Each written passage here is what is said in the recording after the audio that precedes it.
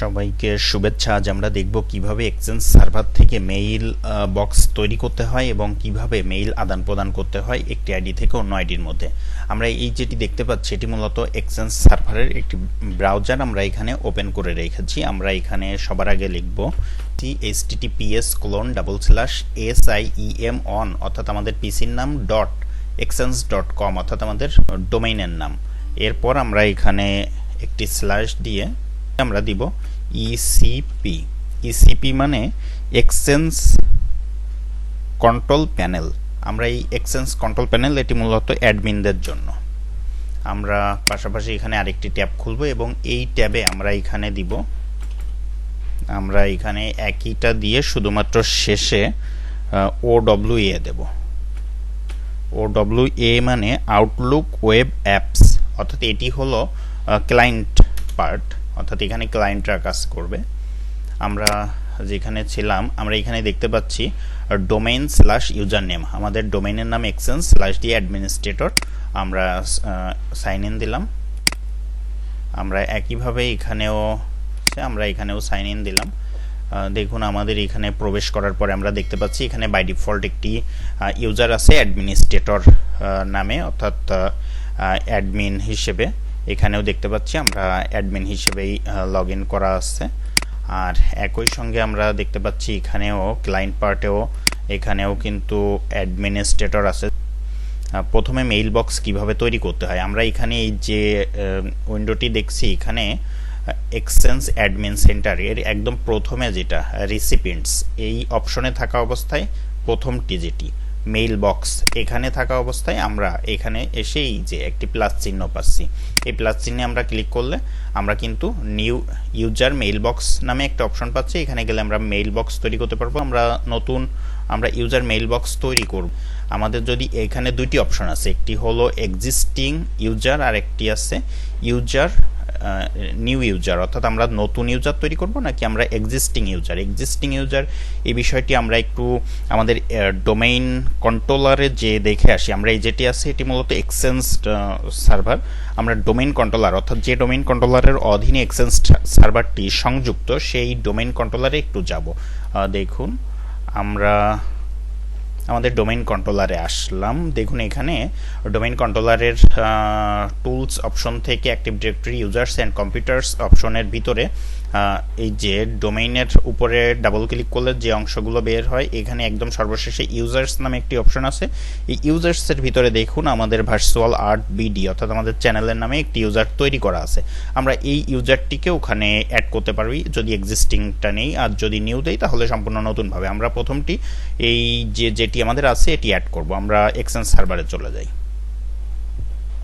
আমরা এক্সচেঞ্জ সার্ভারে আসলাম। আমরা দুইটি মেইল বক্স করব, একটি হলো এক্সিস্টিং ইউজার আর একটি হলো নিউ, তাহলে আমাদের বুঝতে সুবিধা হবে। আর এলাইস হলো ছদ্মনাম, আমরা ওইটাই দেই, যে নামে ইউজার আছে ওই নামেই দিলাম, এটা অন্য নামেও দেওয়া যায়। আমরা এখান থেকে ব্রাউজ করলাম। দেখুন এখানে আমাদের আমাদের একদম শেষে আমাদের ওই নামটি যেটি কিন্তু আমরা ওখানে আমাদের ডোমেইন কন্ট্রোলারে আছে সেটি আমরা এখানে পাচ্ছি, ভার্চুয়াল আর্ট বিডি। আমরা ওকে দিলাম। আর কোনো কিছুই আমাদের এখানে করতে হবে না। আমরা এখানে আমরা পাসওয়ার্ড সবই ওখানে দেওয়া আছে। আমরা এখানে আজ যেটি করতে পারি সেটি হলো কোন মেইল বক্স ডাটাবেজে আমরা করব। আমাদের এখানে আসলে যদিও একটি এক্সট্রা মেইল বক্স আছে কিন্তু আমরা এটি সিলেক্ট করছি না। বাই ডিফল্ট যেটি আছে মেইল বক্স এই যে নাম্বারটি এটির ভিতরেইও চলে যায় সাধারণত, যদি আমরা সিলেক্ট করে না দেই। আমরা এটি সিলেক্ট করছি না, বাই ডিফল্ট যেটি নেওয়ার সেটিই নিয়ে নিবে। আমরা সেভ দিলাম। দেখুন আমাদের ওই ভার্চুয়াল আর্ট বিডি যেটি আমাদের এক্সিস্টিং ছিল আমাদের ডোমেইন কন্ট্রোলারে সেটি কিন্তু এখানে অ্যাড হয়ে গেছে এবং আমরা এখানে একটি ইউজার অলরেডি তৈরি হয়েছে। আমরা আরেকবার যাব এই প্লাস চিহ্নে এবং এখানেও ইউজার মেইল বক্সে ক্লিক করব। এখানে ক্লিক করে আমরা কিন্তু আগেরটি যেটা আমরা করেছিলাম এক্সিস্টিং ইউজার্স, আমরা কিন্তু এটাই যাব না, আমরা এবার নিউ ইউজার্সে ক্লিক করব এবং আমরা এলাইস বা ছদ্মনাম যেটি ডিসপ্লেতে শো করবে সেটি আমরা আরেকটি নাম দিব। আগেরটি ছিল ভার্চুয়াল আর্ট বিডি, আমাদের এটির নাম হবে শুধুমাত্র ভার্চুয়াল আর্ট। আমরা এটি বিডিটি দিচ্ছি না, আমরা ফার্স্ট নেম দিলাম, ইনিশিয়াল দরকার নেই, লাস্ট নাম না দিলেও চলে। আমরা ডিসপ্লে নেম একই থাকবে, আমরা একই সঙ্গে এখন অর্গানাইজেশনাল ইউনিট, এটি বাধ্যতামূলক না, এটি অপশনাল, স্কিপ করা যায়। আমরা এখানে আমাদের একটি অর্গানাইজেশনাল ইউনিট ওইউ করা আছে, আমরা এটি অ্যাড করে দিলাম, এটি না দিলেও চলে। আমরা ইউজার লগ ইন নেম, কী নামে লগ ইন হবে আমরা ওই একই নাম দিলাম, ভার্চুয়াল আর্থ। আমরা একই সঙ্গে পাসওয়ার্ডটি দিব, আমরা পাসওয়ার্ড দিলাম, আমরা পাসওয়ার্ডটি কনফার্ম করব। দেখুন আমাদের ভার্চুয়াল আর্থ এবং ভার্চুয়াল আর্থ বিডি আমাদের দুইটি ইউজার্স অর্থাৎ আমাদের মেইল বক্স তৈরি হয়েছে। এখন আমরা এখানে প্রবেশ করে আসছি অ্যাডমিনিস্ট্রেটরে, এটি হলো অ্যাডমিনের জন্য। আমরা এখন ইউজার্স পার্টে চলে যাই। এখানে আমরা দেখতে পাচ্ছি এখানেও আমাদের যেহেতু আগে থেকে কোনো ইউজার্স ছিল না, যে কারণে এখানেও আমরা অ্যাডমিনিস্ট্রেটর ইউজার অর্থাৎ ডিফল্ট ইউজার যেটি সেটি দিয়ে প্রবেশ করা আছি। আমরা এখান থেকে নিউতে যেয়ে একটি মেইল পাঠাবো, দেখি আমাদের মেইলটি যায় কিনা। যদি যায় তাহলে ঠিক আছে। দেখুন আমাদের কিন্তু ইউজার্সটি এখানে দেখাচ্ছে, আমাদের ভার্চুয়াল আর্ট বিডি অ্যাডমিনিস্ট্রেটর দিয়ে আমাদের ডোমেইনের নাম। আমরা কিন্তু এখানে সিসি যে অংশটি আছে এখানে আরেকটি পার্টও দিয়ে দিতে পারি। আমাদের এই যে ভার্চুয়াল আর্টের পরে এরপরে সরাসরি অ্যাডমিনিস্ট্রেটর দিয়ে আমরা এখানে এক্সচেঞ্জ অর্থাৎ ডোমেইনের নাম।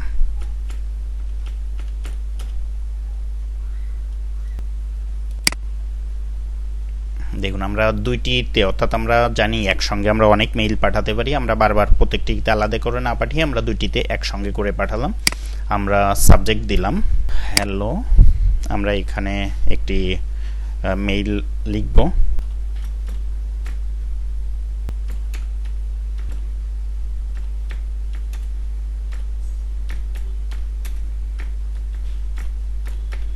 দেখুন আমরা এখানে একটি মেসেজ লিখলাম যেখানে আমরা আমাদের ইউজার্সদেরকে বা আমাদের অফিসের এমপ্লয়ীদেরকে বলছি, hello all of the employees of the HRC media limited, we are going to arrange an urgent meeting tomorrow just 9 AM, all members of the HRC media limited must join that meeting. অর্থাৎ একটি meeting call করে সেখানে সবাইকে invite করা হচ্ছে। আমরা এটি দিয়ে আমরা সেন্ড দিলাম। দেখুন মেসেজটি গিয়েছে কিনা সেটি দেখার জন্য আমরা সেন্ড আইটেমে যাব। মাঝে মাঝে ড্রাফটেও থাকে, কিছুক্ষণ থেকে একটু সময় নিয়ে সেন্ড হয়। দেখুন এখানে আমাদের দুইটি মেইলই কিন্তু দেখাচ্ছে, আমরা দুইটি মেইলে পাঠিয়েছিলাম, দুটিতেই আমাদের মেসেজটি গিয়েছে। আমরা এখন অ্যাডমিনিস্ট্রেটরে আছি, আমরা একটু অ্যাডমিনিস্ট্রেটর থেকে বের হয়ে আমাদের ইউজার্সে প্রবেশ করব যে আসলে আমাদের মেইলটি সেন্ড হয়েছে কিনা। আমরা সাইন আউট দিলাম।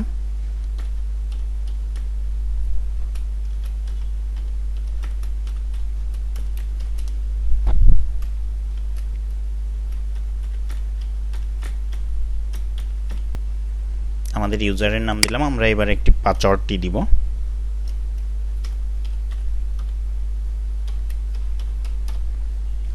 আমরা এবার সাইন ইন দিব। আমাদের যেহেতু প্রথমবার সেহেতু আমাদের টাইম জোনটি ঠিক করে দিতে হবে। জোন আমরা এই যে ঢাকা এটা দিলাম, এবার সেভ দিব।